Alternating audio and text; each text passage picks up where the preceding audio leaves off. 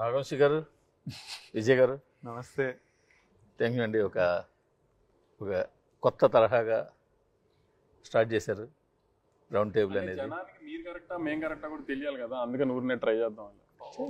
సరే, first of all Vamsi గారు congrats చెప్పాలి for national award. Thank you. నాకు ఆ జీవికి ఓకే. ఎనీవేస్ మన సినిమాకి వచ్చింది కానీ వచ్చింది జీవికి, మన బ్యానర్లో వచ్చింది. యా బట్ దానికి కాదు, కంగ్రాట్స్ మీ ఇద్దరికి కూడా చెప్పాలి. ఎందుకంటే డే 1 మంచి ఓపెనింగ్ తీసుకున్నారు. ఇవాళ కూడా బాగున్నాయండి కలెక్షన్స్. డే 2 వర్కింగ్ ఫ్రైడే అయినా కూడా మేము ఎక్స్పెక్ట్ చేసిన దానికంటే కొన్ని జిల్లాలు బాగున్నాయి, కొన్ని జిల్లాలు మేము ఎక్స్పెక్ట్ చేసినట్టు ఉన్నాయి. ఒక జిల్లా అక్కడ 1-6 జిల్లా కొంచెం మేము ఎక్స్పెక్ట్ చేసిన రీచ్ 10% అటు ఇటు ఉంది, కానీ చాలా బాగున్నాయండి వర్కింగ్ ఫ్రైడే కూడా. కానీ ముందు రోజు మీరు చాలా టెన్స్తో ఉన్నారు ప్రెస్ మీట్లో కూడా, ఎప్పుడు మిమ్మల్ని అలా చూడలేదు.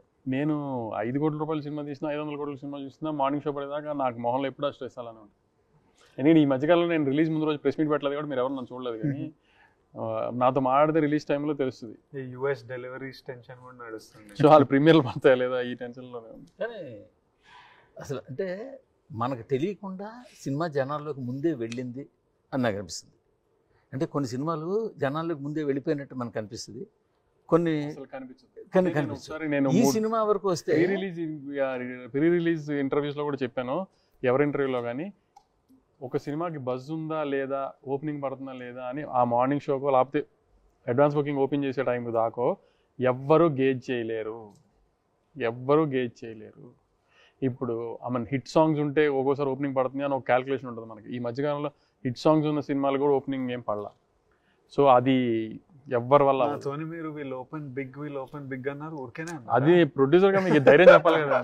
నాకైతే ధైర్యం ఇస్తానే అన్నారు, మన బిగ్ ఓపెన్ అయితే చూడు, బిగ్ ఓపెన్ అయితే చూడు. ఇంకేమైనా కంటెంట్ ఉంటే చెప్పండి, ఇంకేమైనా సాంగ్ ఉంటుంది, ఇంకేముంటాయండి ఇందులో సాంగ్స్ అని కూడా ఆయన అదే అన్నాడు. ఉన్నవే 4 సాంగ్స్, ఆల్రెడీ 2 వదిలేసాము, ఇంకా అంతకన్నా ఏముంటుంది కంటెంట్ అంటే, లేదు ఇంకేదో చెయ్యాలి దీనికి అని అంటుంటే ఇవాళ రేపు. కానీ మీరు ఒప్పుకున్నారు కింగ్డమ్ ఓపెనింగ్ కేస్ స్టడీ కదా. 24th హరహర వీరమల్ రిలీజు, దానికి ముందు 1 వీక్ అటు ఇటుగా కానీ సినిమా ఇండస్ట్రీలో ఉన్న వాళ్ళకి ఓకే, కానీ ఒక గౌతమ్ జోషిదో డైరెక్టర్ విజయ్ సినిమా వస్తుంది కదా, ఎంతమంది జనానికి సినిమా వస్తుందని తెలుసు అప్పటికి. టీజర్ బాగానే పేలింది కదా, రిలీజ్ డే ప్రోమో దగ్గర నుంచి పేలింది. ఎంతమంది 31st సినిమా వస్తుందని అంత రీచ్ లో ఎంతమంది మీరు ఇంటర్వ్యూలు ఇస్తూ మీరు బజ్ లేదు అంటా ఉంటారు కదా మనల్ని. ఎవరు తెగ అన్నారు, మామూలుగా అన్నారా? ఇంకా ప్రమోషన్ అది కాదండి, ఒక సినిమాకి జనాలు ముందే డిసైడ్ చేస్తారు, ఈ సినిమా చూస్తున్నాం, ఈ సినిమా చూడలేదు. ఎగ్జాక్ట్లీ. సో వాళ్ళ దట్స్ దేర్ ఈగో ఇష్యూ అన్నట్టు. వాళ్ళు వేరే వాళ్ళు వచ్చి బాగాలేదంట, they make a decision, they are confident of what. అదే జీవి గారు మేము అంటుంది, ఇందాక కూడా చెప్పింది అది జనం దేనికి డిసైడ్ అయ్యారు అనేది మనకి అడ్వాన్స్ బుకింగ్ ఓపెన్ చేసేదాకా మనకు తెలియట్లా. ఓకే, ఈ ఫిల్మ్ కి నేను చెప్తాను, ఈ ఫిల్మ్ కి అది కాదు, నేను why I bet on this film అనేది నేను చెప్తాను. ఒకటి, Gowtam Tinnanuri, he's a classic director. So అతను ఏది చేసినా కూడా, ఇప్పుడు ఫిల్మ్ ఇండస్ట్రీలో there are classic 100% honest directors ఉంటారు. There are directors who depend on buzz, కొంచెం little manipulation, little bit of మనకి తెలుస్తుంటుంది. సో శేఖర్ కమల లేదంటే ఇతను గౌతమ్ తిరునూరి, ఇటువంటి వాళ్ళు honest, they have lot of goodwill among the audience. ఒకటి.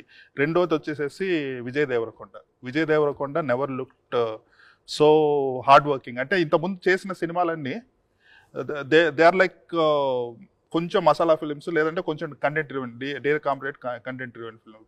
ఫ్యామిలీ స్టార్ అనేది kind of masala family film, కానీ ఒక వరల్డ్ బిల్డింగ్ ఇంత సీరియస్ చేస్తున్నాడు అనేసి అది బాగా ఎస్టాబ్లిష్ అయింది.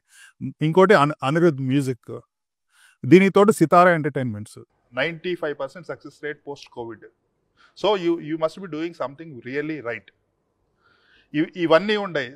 సో రేపు రిలీజ్ అంటే ఈ రోజు బుక్ చేసుకుని దానికేం సంవత్సరం వెయిట్ చేయక్కర్లేదు, నెల వెయిట్ చేయక్కర్లేదు. వాళ్ళకి రేపు సినిమా రిలీజ్ అంటే ఈ రోజు బుక్ చేసుకుంటారు. It's as good as that. ఒక గంటలో రిలీజ్ అంటే ఈ రోజు ఇప్పటికిప్పుడు బుక్ చేసుకుని వెళ్తారు, if they want to watch the film. So ఒక సినిమాకి పబ్లిసిటీ 15 రోజుల ముందు చేయాలి, 7 రోజుల ముందు చేయాలి కాదు. వాళ్ళకి they have pre expectations about the film, and if they want to watch it, they will watch it anyway. ఆ రివ్యూస్ ఇవన్నీ doesn't matter. Reviews matters for the people who want to watch it at a later point of time, Monday Tuesday చూద్దామని. కానీ 60 to 70% of the revenue comes in the first weekend it self. మీరు చెప్పండి నాకు, యూజువల్గా మనం సినిమాని defence super hit, average అనే calculation వచ్చి యావరేజ్ అనే పదాన్ని తీసేసాను. సార్ ఇవాళ హిట్ ఇవాళ బ్లాక్ ఇవాళ buster situation- super hit hit అని అసలు అలా కాదు. ఇవాళ ఒకటి చెప్పనా మీకు, ఒక రెండే క్యాలిక్యులేషన్స్ ఉన్నాయి ఇండస్ట్రీలో. జిఎస్టీతో బయ్యర్ బయటపడితే హిట్ సినిమా, ఓకే నేను జిఎస్టీ ఇచ్చి అవును జిఎస్టీ బయ్యర్కి మిగిలింది అనుకోండి అవును.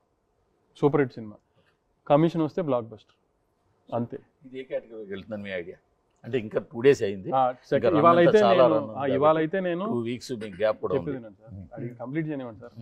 ఇవాళ పొజిషన్ చెప్తున్నాను నేను కూడా. నైజాం సూపర్ హిట్లో ఉంది సార్, సీడెడ్ సూపర్ హిట్కి వెళ్తుంది సార్, ఆన్ ద వేలో ఉంది సార్. ఆంధ్ర హిట్ స్టేటస్లో ఉంది సార్. ఆంధ్రాలో 3-4 జిల్లాలకు నేను జిఎస్టీ ఇచ్చేటట్టుగా ఇవాళ పొజిషన్ ఉంది సార్.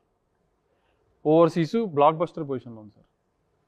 బెంగళూరు చాలా బాగుంది, చెన్నై చాలా బాగుంది. అనుకోకుండా అసలు మలయాళం బ్లాస్ట్ అయింది ఏంటో, మేము ఎక్స్పెక్ట్ చేయాలి. 50 లక్షలు గ్రాస్ వచ్చింది డే 1. సో ఒక్కొక్క ఏరియా ఒక్కొక్క రకంగా ఉంది సార్. ఇందాక జీవి గారు చెప్పినప్పుడు class cinema, world building cinema, ఈటీలు కాబట్టి ఒక రకమైన స్టోరీ టెల్లింగ్ సినిమా కాబట్టి కొంచెం కొన్ని ఏరియాలో తక్కువ ఉంది సార్. అది ప్రస్తుతం ఇవాళ సినిమా పొజిషన్. ఇవాళ పొజిషన్ అది మారచ్చు కూడా, మారుతుంది. ఇంకా నెక్స్ట్ స్టేజ్కి వెళ్ళొచ్చు. జిఎస్టీ ఇవ్వాల్సిన అవసరం లేకపోయింది. స్టడీ అయిపోయింది అనుకోండి. ఇంకా మండే ఇప్పుడు ఏంటంటే ఇప్పుడు కుబేరా మొన్న అందరు ఎత్తి ఆకాశం మీద పెట్టారు సినిమాని, అంత బాగుంది కదా అని. కానీ మీకు తెలుసు ఈ మధ్య సినిమా కలెక్షన్స్ ఎలా ఉంటున్నాయి అనేది, ఎంత పెద్ద రేంజ్ వచ్చినా, ఎంత పెద్ద టాక్ వచ్చినా, ఏదైనా. సో ఈ మండే నుంచి ఎలా ఉంటుందో చూసుకుని, ఎందుకంటే నెక్స్ట్ వీకెండ్ కూడా 3 సెలవులు ఉన్నాయి. ఫ్రైడేస్ వతమును రాఖీ ఏదో హాలిడేస్ ఉన్నాయి. సో ఎంత హెల్ప్ అవుతుంది. సో ఏనే అయ్యేటప్పటికి నెక్స్ట్ సండే అయ్యేటప్పటికి ఇంకా బెటర్ క్లారిటీ వస్తుంది. ఇవాళ మాత్రం ఈ పొజిషన్లో ఉన్నాం. ఫస్ట్ ఏంటంటే విజయ్ దేవరకొండ గారి సినిమా మీద సరే, సినిమా ఏ సినిమాకైనా డివైడ్ ఉంటుంది. ఈ రోజు నేను మన ఇద్దరం కూడా చాలాసార్లు అనుకున్నాం, ఒక యునానిమస్గా పాజిటివ్ రిపోర్ట్ వచ్చే సినిమా ఈ మధ్యకాలంలో రాదిగా, ఛాన్స్ ఇవ్వట్లే జనం మనకి. లక్కీ భాస్కర్కి వచ్చిందిగా. లక్కీ భాస్కర్కి వచ్చింది అంటే ఎలా, ఎక్కడ వచ్చింది? హైదరాబాద్లో వచ్చింది, ఓవర్సీస్లో వచ్చింది, బెంగళూరులో వచ్చింది, చెన్నైలో వచ్చింది. కింద స్టేషన్స్లో ఇప్పుడు వెస్ట్ గోదావరి ఉంది అనుకోండి, మా డిస్ట్రిబ్యూటర్ రైల్వేలో ఉన్నారు. సార్ కొంచెం పాటలు పెట్టాల్సిందేమో సార్, లేకపోతే ఇట్లా ఉండాల్సిందేమో సార్ ఆయన అని చెప్పి. ఎందుకంటే the way they see the film is different, the way we see the film is different. Okay okay. So ఇప్పుడు Because I was budget films ki that was a medium budget film. లేదు sir, we spend a lot on lucky Bhaskar also. ఆ రోజున ఇప్పుడు చిన్న బడ్జెటా పెద్ద బడ్జెటా కాదు sir, డబ్బులు ఎంత అయినా ఖర్చు అయిందని. కానీ హీరో మార్కెట్ ఒకటి ఉంటుంది కదా, ఆ హీరో మార్కెట్ని ఎంత స్ట్రెచ్ చేసి వెళ్ళిపోయాం అనేది కదా హై బడ్జెట్ సినిమా. అది హై బడ్జెట్ సినిమానేనండి ఆ రోజు. It didn't open well that great and because in Nizam it opened well, in overseas it was decent and all, but we had 3 releases on the same day. Diwali. So Amaran was in the same genre, so idhar divide chestunnamu A centers. Amaran took a better opening and Ka was dominant in BCs. I think ఇంకోటి ఏమైతే అంటే when a film opens to a huge scale, ఇప్పుడు some of our biggest hits పేరు తీసుకుంటే Baahubali, Pushpa, the minimum size of people watching it huge ఉంటారు. Insane ఉంటుంది. So the amount of opinions చాలా ఉంటాయి.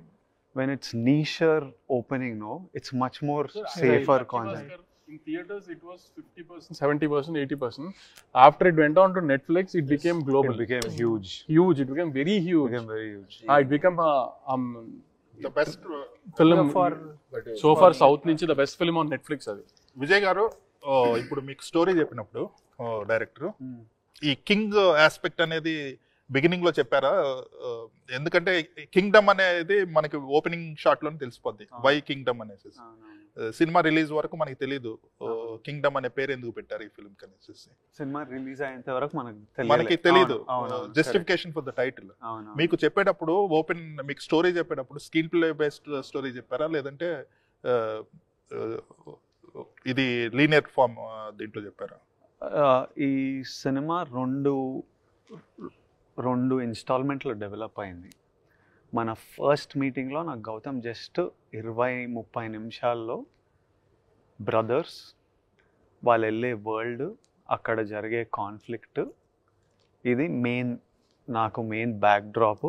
ఆ కార్టెల్ ఉండే పీపుల్, మనుషులు, వీళ్ళ బ్యాక్ స్టోరీ, ఆ చిన్నప్పుడు స్టోరీ అంతవరకే ఉండింది. And then he said give me some time to develop it fully into a dialogue version. 1 month, he took a month's time, 2 months, 1.5, 2 months time and came back to me with the full version. Appudu he had decided that it starts with this episode of the king and his tribe and then goes into the brothers, and he had brought in this layer of destiny and stuff. So when he came to me with the full script, it came with the layers of the tribe also.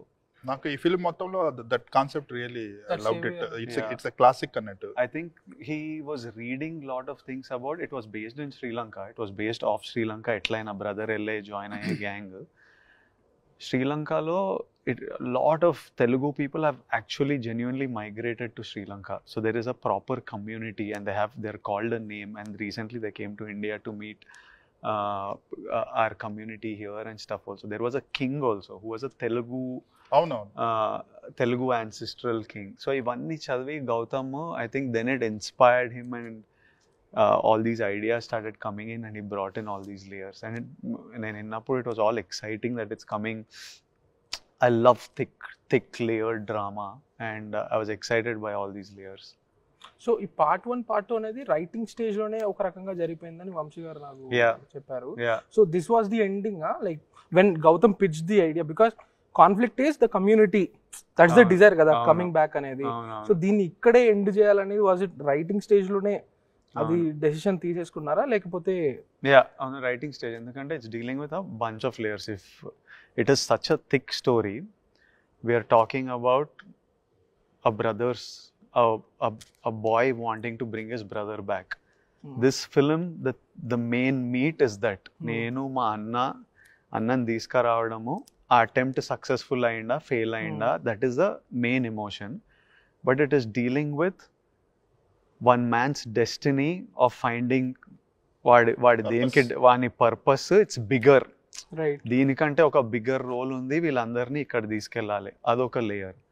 Then there is a layer of a రా agent who is నాకు ఒకటి promise చేసి తీసుకొచ్చి, but his bigger, maybe it is patriotism or whatever, he just wants to రూట్స్తో సహా తీసేయాలి. చిన్న చిన్న కొలాటరల్ డ్యామేజ్ ఉంటే light, he doesn't have that sensitivity towards my personal emotion. Ayanaki, he needs to solve a bigger problem. So inni layers deal now, because once Suri finds out that the raw agent did what he did, there will be a reaction to it. I need to bring these people back. Murugan has a brother who's coming in, there is a cartel. So to deal with so many layers, we cannot tell it in 2.5 hours. So this part was about idanta a brother ending with Murugan realizing his purpose and his destiny, and the next part becomes about fulfilling his destiny and dealing. Continuation గా అడుగుతున్నా,